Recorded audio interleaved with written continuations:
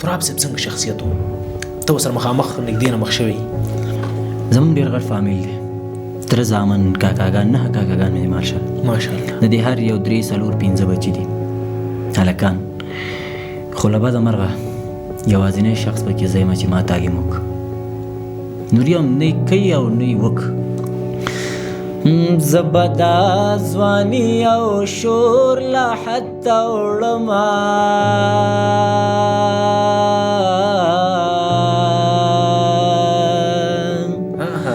ارمانونه به مې تور لا حتی وړمه،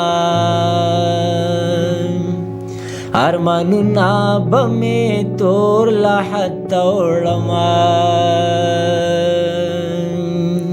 کوم ځای نیم کې به وظیفه مخلو، مطلب ما بي بي سي ځان ته هدف ټاکلی، هلته به خامخا وظیفه کوم که ژوند بقا وکړه او قسمت مې پکې و. که پاتې م شوم د بي بي سي نه زما به قسمت پکې نه وي. ما درته یادونه وکړله که نه چې که ګوره ما درته خپلوان یاد کړل، ملګرتیا خو پرېږده، خدای مې په سر ګواه ولاړ دی. ما د دې ارمان لرلو چې فقط یو ملګری خو باید زه ولرم که نه، یو ملګری دې زما واوسي. چا ملګرتیا نه کوله؟ بیخي چا ملګرتیا نه کوله. یا به بیا دا خبره کوله چې ولا ستا پلار تعلیم نه دی کړی نو ته څه شته کې، زه راوځه مکتب نه راوځه او دغه دی ځه چېرته کار شروع کړه یا یو کسب کې شه. نه به کار شو نه به زده. هماغه بخانۍ به بولالې وي، ستا پلار چې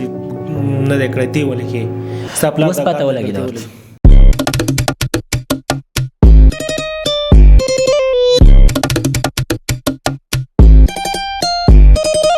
بسم الله الرحمن الرحیم. د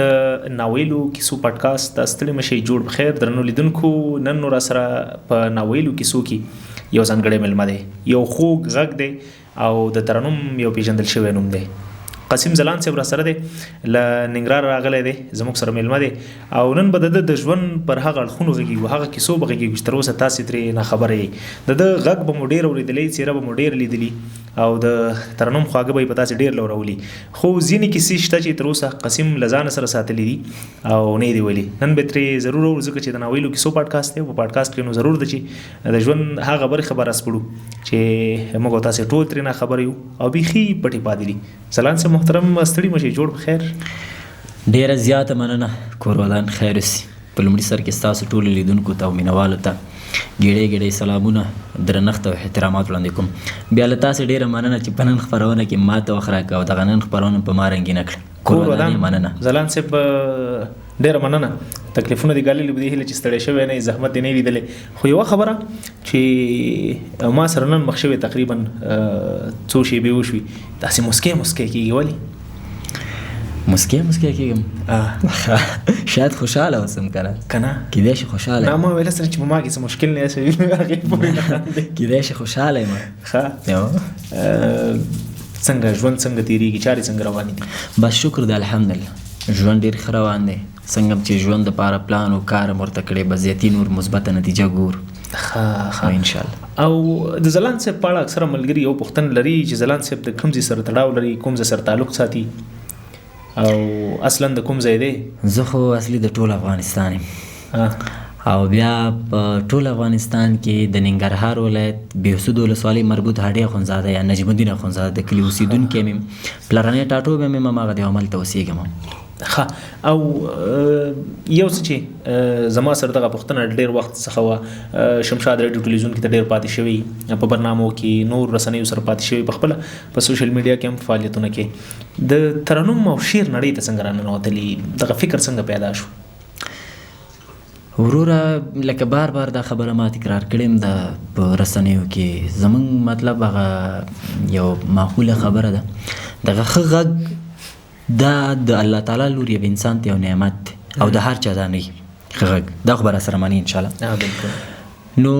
زه چې کله په اوله ورځ باندې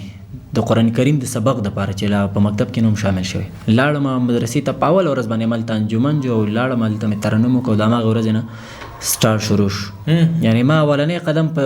د ترنم په ډګر کې ایښی دی او بیا زده کړې ته راغلم. بیا مکتب کې سیملي او پسې بیا د سربندین یو فراغت غونډې او همداسې پسې نن دا د ستاسو سټیج ته ستاسې د میز ته م راغلو د دې ترنم لپاره. دغه وخت کې ته څو کلن وي چې تا لومړی ترنم وکړ او کوم ترنم دې کړی؟ نو مونږ خو چې په تذکره کې لیکلي دي که نه اووه کلنۍ م لیکلي او بیا په مکتب کې شامل شوي یعنې زه د اووه کلنۍ نه م کم وم چې ما ترنم وکړي یعنې د راډیو نه مې یو نعت زده کړی او هغه مې وویل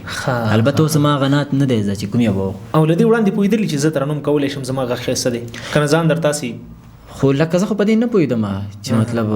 یعنې هغې وخت کې موږ دا فکر لرلو چې اوس دا راډیو کې دا غږ د کوم ځای نه راوځي دا خلک څنګه دی راډیو کې ناست دي دننه نو هغه غږ مې اورېدلی و هماغه ترانه وه که نعت مې زده کړی و ځان سره یو څو توري یا جملې وې هماغه مې زده کړی و ځان سره مې په کوڅو کې مې ویل یا کوم ځای کې مستي کوله د ملګرو سره هغې کې مې ځان سره تکراروه او دلته چې راغلم ما ته یې بلنه هم نه وه راکړې په خپل سر جګ شوم هلته دا نعت مې ویل یعنې دومره وړوکي وم چې ومې ویلې بیا هغه زموږ قاري صاحب الله دې وبخښي اوس وفات شوی بس هغه ویل چې ته خو ډېر د کار سړی بس ځان ته مې نور هم دا ډاډ لومړي ځل لپاره چا درکړ دا زمونږ یو استاد د قرآن کریم بیا ما هغې سره ناظره ویلې حفظ مې بل چا سره شروع کړو اوس بیچاره شهید شوی دی او مطلب په دې دنیا شته هم نه دی الله دې وبخښي دا کوم وخت چې ته دومره په ځان ډاډه شوي چې حتی سوشل میډیا ته دې مخه کړله هلته دې په خلکو ځان وپېژند رسنیو ته راغلې تلویزیونونو ته راغلې او حتی تر دې چې نن په ناویلو کیسو کې له موږ سره ناستې دا خو ما همداسې اول په ډېرو غونډو کې ګډون وکړو د ننګرهار ولایت مختلفو ولسوالیو ته همدارسې مکتبونه او د سربندۍ نیوي او یو بل د دې ټولو غونډو ته زه به دعوت کېدلم هلته هم بې بلنې تلې نه بلنه دعوت به راته کېده بیا راتلم که نه نو دعوت به راته وکړه بیا به هلته لاړم او هلته به مې نعت ویلې ترانه به مې ویلې ترنم به مې نو ستا ته موږ نعتخوان وایو که ترنم کوونکی دا خو ټول یوه برخه ده خو بس بیا نعت بیل دی ګوره هغه د شعر بیله برخه ده که نه نعت بیل دی خو خیر هلته په ټولنه کې شهرت په دې لري چې دا نعتخوان دی او دا چې دی ترنم کوونکی دی اوس تا ته موږ کوم نوم واخلو بس اوس د ترنم برخې ته راوخته مطلب مولاتوب دی نو خغي نه نو مطلب که سره حقیقت ووایو که نه نو هغه اوس موږ په تمه د نعتونو یو نعت نه دی بل شی ترې نعتخوانانو جوړ کړی نو زه څنګه اوس په نعتخوانۍ کې پاتې شم دې خبر ته دې فکر شته که نه څنګه اوس د نعتخوانۍ په فیلډ کې زه پاتې شم مطلب د نعت نه اوس نن سبا کوم خو ته سم وایه ته سم وایه خو بس زما دا ترنم سم را شروع کړی که نه زه دې کې نعتونه هم کله کله وایم ها د شمشاد ټلویزیون کې مې یو څه موده مخکې هم پرون سهار کې نعت ویلې ها او کوم یو ترنم یا نعت به ورته وایي ځکه هغې وخت کې خو تا نعتونه ډېر ویلي چې ته به ډېر مشهور شوي کوم مکتب کې و کوم ځای کې و چې ستا سټارټ د هغې نه واخیستل چې ستا دغه فکر دومره پیاوړی شي زه به نور په دغه فیلډ کې ځان رسوم هغه خو یو نو هغه زما که مطلب زه یو چا غونډې ته غوښتلم په غږ یې غوښتم هغې کې یو مشخص کلام نو چې بس په دې باندې ما خوښ کړي او ما وغواړي غونډې ته مطلب هغه خو په غږ و هره برخه کې په ځان باوري هغه غږ و چې زه خلکو غونډې ته غوښتم که سوشل میډیا ته چې راووتم موږ خپله هڅه او خواري کوله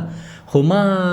تراب صاحب سره یو ترنم وکړو تراب صاحب کتاب مخکتنه او د هغې مخې ته مې یو ترنم وکړو بس هغه چې د ټیک ټاک یو څه مخکې لاړ بیا شمشاد ټلویزیون ته رالم د صداقت نیازي یو غزل مې ترنم کړ زه به دا ځواني او شور له حد ته وړمه ارمانونه به مې تور له حد ته وړم ما کمپوز هم که اوس هر سړی هر څوک په مکتبونو کې ترنم کوي څوک په سټډیوګانو کې ترنم کوي هماغه زما کمپوز دی نه یې مه ورکه بس خدا دې یم که نه بس په هماغه ډېر مشهور ډېره مهمه خبره دې وکړه د افغانستان د ملي شاعر او ملي شتمنۍ تراب صاحب سره مخ شوی دغه الله تعالی دې هغه ته جنت فردوس ورکړي او خدای دې وبخښي اوس نو زموږ استاد په منځ کې نشته دی ته که راته دا وایې تراب صاحب څنګه شخصیت و ته ورسره مخامخ نږدې نه مخ شوی تراب صاحب زما خو فکر ډېر وړوکی دی چې د تراب صاحب په باره کې خبره کوم که نه خو بیا هم خپله هڅه خواري به وکړم 100 کلونه تېر او 100 کلونه راتلونکي داسې یو شخصیت به پیدا نه شي زما په فکر نو هغه ډېر یو لوی هستي وه ډېر یو لوی فکر و او که استاد یاد کم که شاعر یاد کم که یو فکر یاد کم یا که د ټولنې دپاره او د ذهنونو دپاره یو استاد بیان کم که نه د تراب صاحب کوم نظم یا کوم غزل دی زمزمه کړی دی نه شم کولی زور نه رسي هغه دومره اوچت کلام لیکي زه ډېر کوشش وکم خو بیرته هم زه خیر که ځان سره ترنم هم کوم که نه ملګري به یې خوښ کړي زه وایم کومه نیمګړتیا به کې ونه اوسي نه غواړم چې مطلب د هغه کلام زه وایم او بیا ما ته ځان ملامت یا وجدان ملامت شي تراب صاحب کلام دی خراب ښه ودې ویلي چې زما فکر ډېر کوچنی دی عمر څومره دی عمر خو من خیر یو 20 کاله دی نه یې منم ډېر دی ډېر دی مونږ خو غمو خوړلی یو نه لکه دغه عمر اوس په څه خاطر کمې چاته به تمه یا که د ځان کوژده مې کړې ده. هو د نغاري اواز دی راغی په زړه سوری شي یاره ودې کړه کویدنه. کوژده مې کړې، واده مې د خیر په لنډو شپو ورځو کې دی که نه، فراغت مې باید اول مخکې ترېنه وشي. یا مثال خبره کوم څوک راته به کوم امتیاز نه راکوي چې مطلب که ته چېرته په دې عمر کې پاتې شي زه تا دې ځای ته رسوم. امتیاز خو نه ده که نه، بله خبره مال کېدی شي زه د مشرانو په مجلس کې کېنم، زه د ډېرو مشرانو مجلس کې کېنم او ځان مشر حسابوم هم کله کله، نو باید په کار خدا چې دې سره باید عمر هم زیاتي، خو اوس حقیقت دا دی، د حقیقت نه به نه تښتو. هلکان څه ډېر پټوي؟ عمر، پیسې که بل څه؟ غلان خو پیسې او ټول شیان پټوي. هلکان کوم چې پټوي مطلب ما مخکې ورته زه مشرانو سره کېنم، زه تاسو غوندې هلکانو سره نه کېنم چې ما ته ستاسو پته ونه کړي. دا چې اوس زه خپل همکار ته ووایم چې بس زه نور سټډي ته نه راځم، زه خو کوچنی ماشوم یم. کوچنی ماشوم یم مطلب دغلته اوس ته ځان ته وړوکی وایي که نه، خو تا راته وویل زه تاسو غوندې وړو سره نه کېنم، مثلا تاسو عمر نه کم یې. زما فکر لږ داسې غټ ښه کوژده دې کړې او دا کوژده دې د چا په خوښه کړې؟ د مور او پلار په خوښه. خپله خوښه دې نه ده کړې؟ نه. قسمت پوڼی ده نو. مثلا هغه پخوا به یو خبره کېدله وایي دا د کورنۍ په خوښه واده کول داسې اکثره وخت چې د غوز یوه دانه دی یا چارمغز دی که مټاک وخاته او که چزغی مسخه وخته. قسمت دی خو قسمت می خو. مینه دې نه ده کړې؟ ډېره سخته پوښتنه. ځواب باید رښتیا وي. په چا مو ولې ډابې؟ مونږ هم دغه غواړو، زموږ کار هم دغه دی چې دغسې جنجالي پوښتنې وکړو چې حقیقت ښکاره شي. مشکل به راته جوړ کړي. ګوره تا مخکې ویلي چې غمونو خوړلی ما، زما فکر هغلته پیدا شو دې سړي څه چل کړی دی. پوښتنه دې وکړه چې مینه دې کړې؟ مینه دې کړې ده که نه؟ هو مینه مې کړې، خو رسیدګي ورته ډېره سخته نه کېده. څو خبرې وې چې په ژوند کې ما ډېره هڅه او خواري ورته وکړه او همدغه خبرې مې خپل ځان دپاره ودرولې وي چې باید زه په ژوند کې پرمختګ وکړم. څو خبرې کوم، اجازه راکړه. زموږ ډېر غټ فامیل دی، تره زامن کاکاګان، 9 کاکاګان مې دي ماشاءالله. د دې هر یو 3 4 5 بچي دي هلکان، خو له بده مرغه یوازینی شخص پکې زه یم چې ما تعلیم وکړ. نور یو نه کوي او نه یې وکړ. دغه یو خبره ما ذهن کې ځان سره ساتلې وه چې په دې دومره خاندان کې په دې ټوله کورنۍ کې هېڅ چا تعلیم ونه کړ، باید ته یې وکړي. یو نفر خو باید وي. بلکل صحیح. بله خبره زمونږ دغه د تعلیم نشتون د وجې ډېر ښه امتیازونه دوی ته لاسته راغلل او د نه تعلیم په صورت کې دوی هغه خپل ژوند خپل ځان یې جوړ نه کړ او هماغسې په غربت کې ورسره موږ هم پاتې شو. بلکل په غربت کې ورسره موږ هم پاتې شو او هماغه غربت مې ذهن ته ودرولی چې زه باید دا غربت هم ختم کړم. او درېیمه خبره ما ویل چې بس د ځان نه به ښه غوره شخصیت جوړوم، په ژوند به ښه خواري کوم، ځان به ځای ته رسوم، هلته بیا زه د دې وړ شم یا دا زما وړ شي. ښه، په اوسنۍ زمانه کې ډېر پرمختللی وخت دی او د علم په ارزښت هر شخص پوهېږي. ولې ستاسې په کورنۍ کې دغه ستونزه دومره لویه وه چې حتی په ټوله کورنۍ کې یوازې ته داسې یو شخص راووتلی چې تا تعلیم وکړه او دغسې د علمي اشخاصو سره ستا سروکار شو، ستا لاره شوه؟ خبره داسې ده چې که هر څومره ما دې مشرانو ته ویلي، دا خبره مې ورته بار بار تکرار کړه چې تعلیم ارزښت لري، تعلیم داسې دی، تعلیم داسې دی، تعلیم داسې دی. تاسو خو خپله ونه کړه. خیر دی ما پرېږدئ چې زه ستاسو دا بچي څومره دا زه خپل کنټرول لاندې ټول راولم. صرف دومره همکاري ما سره وکړئ. تاسو خو ټوله ورځ کور کې زه مکتب ته ځم، پوهنتون ته ځم یا زه کار پسې وځم، ما نیمه ورځ کار او نیمه ورځ درس. په داسې حالاتو کې ما درس ویلي. نو مالتومره وکړي چې ما ته خو زنګ ووایي چې ولا دغه پلانکې مکتب ته نن نه وتلی یا دا مدرسې ته نه ځي، بیا پرېږده چې نور زه دا په خبرو را اصلاح کوم، د ذهن جوړوم یا په وهلو باندې اصلاح کوم یا یو بل څه ترتیب ورته جوړوم چې دا زه درس ته ولېږم. نو په دې کې هم چا سره همکاري نه کوله. د کورنۍ مشرانو په څه پسې روانو؟ په بې تعلیمۍ کې څه لیدل یا کوم داسې کسب مسلک چې دوی پسې روانو د تعلیم نه لري؟ خو دوی نه چې زه اوس هم پوښتنه وکړم ولې تعلیم هم نه دی کړی، وایي غریبي. هماغه د تعلیم نشتون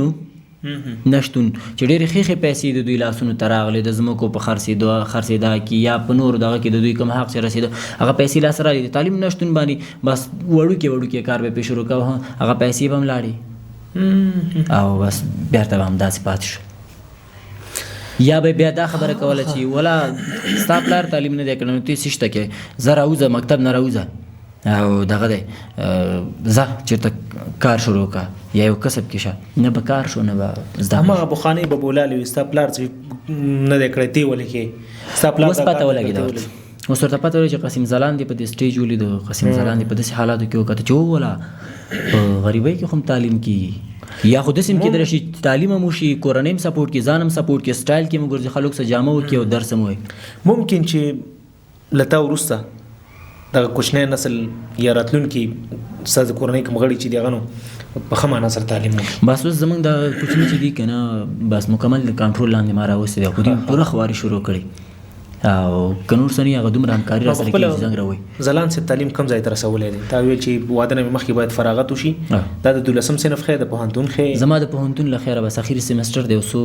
یا میاشت پاتې یا یو څو ورځې د پاسه پاتې ژورنالیزم مې ویلی ننګرهار پوهنتون کې. ښه ډېر خوندور. نو بیا خو زموږ هم مسلک یې زه باید یو شی وغلی شم ته پوښتنې وکړي. پوښتنه درنه وکړم څنګه یې؟ مننه. ښه ځلاند صاحب دا چې په دومره سختو حالاتو کې د ځان تر دې ځایه را رسولی واقعیت یو اتلې او یو قهرمان مننه خیر او بیا نو ورسره څنګ کې نه یوازې چې تعلیم کې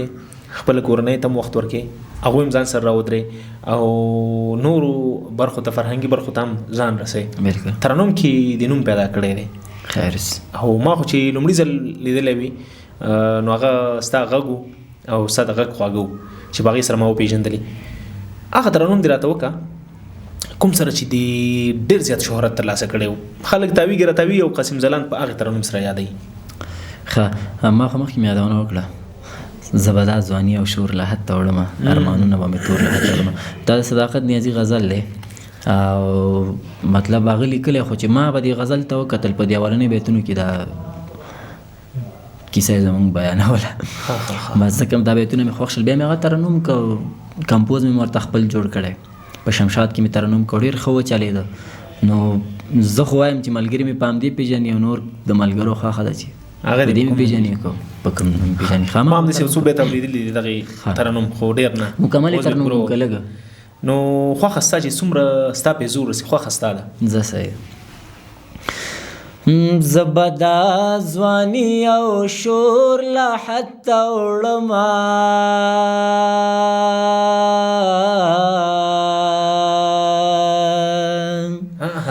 ارمانونه به مې تور لا حتی وړما ارمانونه به مې تور لا حتی وړما خدایا دا قیامت خو هیڅ راته مخایا خدایا دا قیامت خو هیڅ راته مخایا چې په خپلو اوږو مور لا حتی وړما ارمانونه به مې تور لا حتی وړما غریبۍ ډېره بخښنه درنه غواړم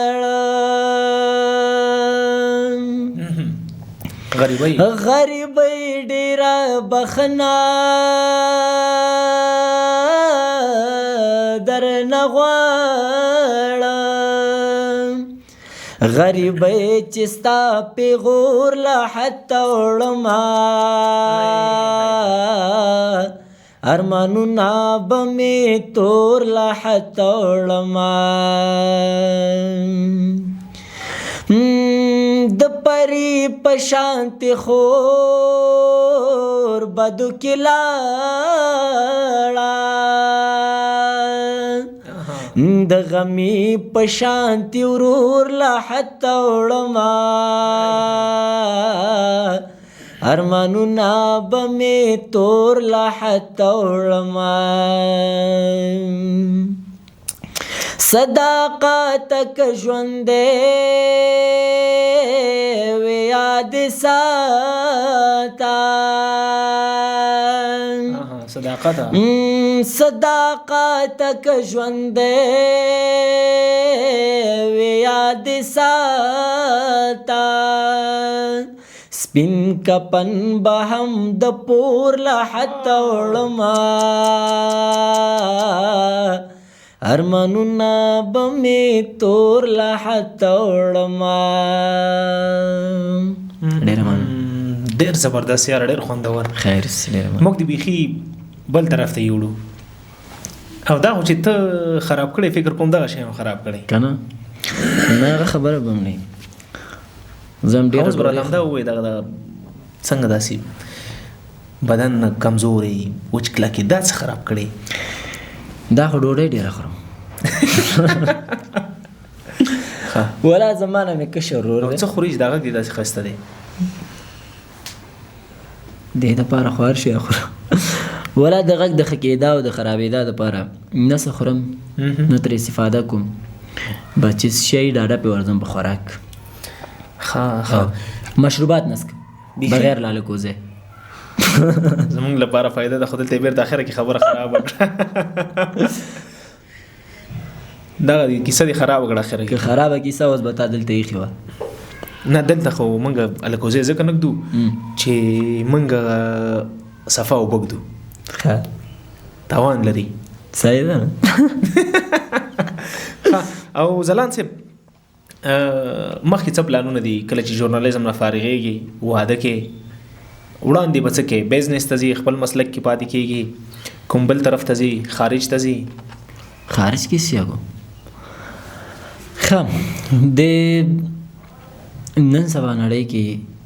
تجارت ډېر ښه شوی د ژوند د پرمختګ دپاره تجارت ډېر ښه دی ژورنالیزم هم وویلې په دې به هم دا فیل خو به هم نه پرېږدو ځکه ډېره مینه مې ورسره ده په دې به خپل ذوق هم پالو کوم ځای نیم کې به وظیفه مخلو مطلب ما بي بي سي ځان ته هدف ټاکلی هلته به خامخا وظیفه کوم که ژوند بقا وکړه او قسمت مې پکې و که پاتې شوم د بي بي سي نه زما به قسمت پکې نه وي نور زه پوره خپله هڅه ورته کوم او بیا به نور انشاءالله تجارت به مې یو څه کوم اراده مې ورته شته ځکه تجارت کې کومه برخه کې غواړې مخکې لاړ شي بس ګورو به نو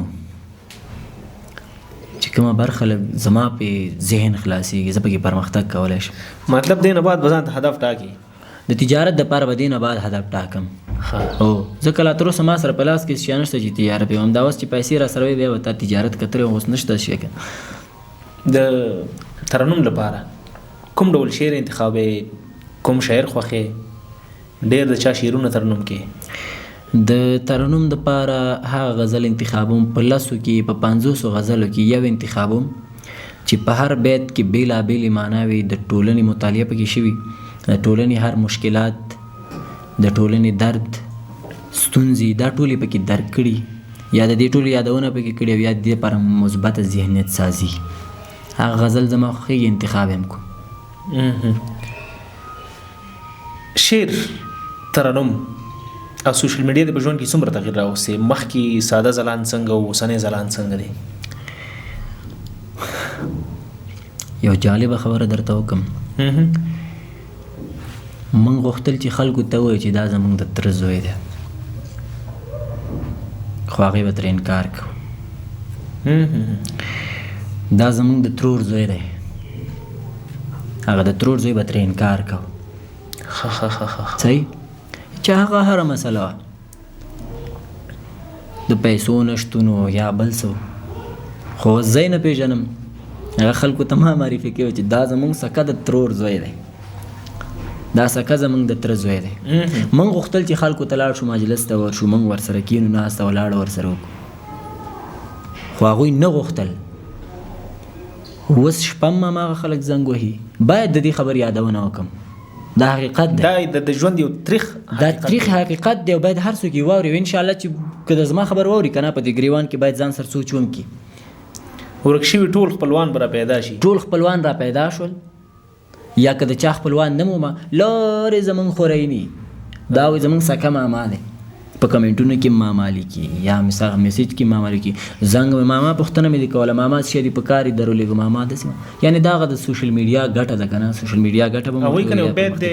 چې د کوم شاعر دی د شاعر نوم مې د ذهن نه بیخي واته ځوان هلک دی چې ورک شوي ټول خپلوان به را پیدا شي انډیواله پیسې به هم زموږ لاسو ته راشي انډیواله بلکل همداسې ده ما درته یادونه وکړله که نه چې که ګوره ما درته خپلوان یاد کړم ملګرتیا خو پرېږده خدای مې په سر ګواه ولاړ دی ما د دې ارمان لرو ده چې فقط یو ملګری خو باید زه ولرم که نه یو ملګری دې زما واوسي چا ملګرتیا نه کوله بیخي چا ملګرتیا نه کوله ستا د دې خبرو په تایید باندې ما د دې یو څه د خپل ژوند رایاد کړل کله کله به چې ما د فلمونو کې دغه د دوه نفرو یا د ملګرتیا اړوند کوم فلم وکاته هغوی به سره ډېر خواږه او په سخت اسانه کې او د ژوند دغه خواږه به سره شریکول ترخه به سره هم شریکول ډېر بس یو بل نه قربانېدل ما به ځان سره داسې یو سوچ وکړه چې کله هم داسې وخت راشي موږ هم داسې یو ملګری ولرو هغه خو ډېر یو دغه ده که نه په 100 ملګرو یا په 0 ملګرو کې یو ملګری هغه د دوکي ملګری هم ما نه لرو ده که نه که ما به یو چا ته د ملګرتیا ریکویسټ وکړه نو هېڅوک هم نه پیدا کېدل چې ما سره دې په لارې لاړ شي بیخي خو مطلب هغه د مکتب ملګري هم صنفین هغوی ما سره د امتحان په وخت کې صرف ملګري وو زه خو په دې نه پوهېدم د امتحان په وخت کې زما ملګرتیا کېدله خو چې امتحان به تېر شو بیا به هماغې ملګري زه نه پېژندم خو نن داسې وخت راغلی مور مې ما ته وایي زویه لږ کنټرول شه ته به دې ملګرو ته څنګه رسیدګي کې نن الحمدلله دومره ډېر ملګري دي یعنې ځلان کې دومره تغییر راغی وروسته له دې چې دی ترنم ته مخه کړه میډیا ته مخه کړه او ښه او نیک ملګري پیدا کړل بلکل زه خوشحاله یم فخر به کوم په دې ملګرتیا خو حقیقت به وایو که نه نن ورځ تا راته ویلې چې ته کولی شې چې هر قسم خبرې وکړي نن دلته ما ته صحیح ده زه دا حقیقت وایم نو مطلب دغه هغه سختې دغه ورځې وي چې هماغه ملګري ما چې خلکو ته غوښتنې کولې نه کوله ملګرتیا را سره اوس دومره پریمانه ملګري دي نو دا به یا د سوشل میډیا ګټه وبولم یا به دا وایم چې مطلب زه ښه یم په ما کې تغییرات راغی هغې وخت کې ما کې مشکل و خو که بېرته به ځان باندې سوچ وکړم چې نه په ما کې خو مشکل نه و اوس به ډېر خلک شک کوي چې ځلان صاحب چې دی 40,000 افغانۍ معاش اخلي څومره معاش دی دا خو یو مشران ویل چې چاته معاش مه وایې ما سره په لومړي سر کې په پاډکاسټ کې خبره کړې زه به ټول خبرې صفا کوم ښه وروره معاش خو مې زه اوس الحمدلله 3 وظیفې کوم واورئ 3 وظیفې کومه لټ نه یم صحیح ده تا مخکې پوښتنه وکړه ولې دومره وچې او دومره د رنګ خرابېږي زه بیخي نه کښېنم همداسې خوځنده یم ما ته خبره یاده شوه صحیح ده زما په افغان شینواري رسټورانټ کې وظیفه د 8000 افغانۍ راکوي یو مطبعې سره یم هغه مطلب په ډیزاینینګ باندې پیسې مطلب راکوي چې یو ډیزاین وکړم او پیسې راکوي او هلته هم چې دی 2000 افغانۍ معاش راکوي دوه او یو چاته لیکنه کوم یو چاته لیکنه کوم او د هغې لیکنې په بدل کې ماته بیا هغوی هم پیسې راکوي لکه څومره 6,000 8,000 څو شوي 15,000 او بل 21,000 ماشاءالله د زده کړو سره څنګه دا سره دومره کارونو پر مخ وړي زه به یو میسج ورکم لند موږ افسر افغان صاحب تاسو بلد یو بیا مې د ملګري غوښتنه کوي هغه کور کې به خلک وي چې 21,000 افغانۍ ته څه کوي کبیر ته 21,000 افغانۍ او دا غم درته وایم کنه حساب به راکړي خو ډېر زیات مصرف لري ستا خو نه لري زمای لري نه لري 100 افغانۍ د ورځ ذکر مصرف کوم 3,000 افغانۍ شو 3,000 شوي چپټر یې اخلم لار ورته مو جوړو بیرته ځه ودرې چپټر یې اخلم څوک نه واړي کته چې مثلا هغه کوژده به دغه مصارف وغواړي او تحفې غوړ نه غواړي زه گزارش دا مې کړې کنه زه ودرته هم چې دا یو زره ورکیږي مطلب پټه تحفې اخلي پټه نه ما کې دا خو نشته ښکارای لګم مور ته مې ورکوم دا خو بيخي ستاسو د ژوند خصوصي پوښتنه ته براشه دی کې بیا نو خیر لګب شپ بم پکې خاندو بم سره او کسی بم سره کو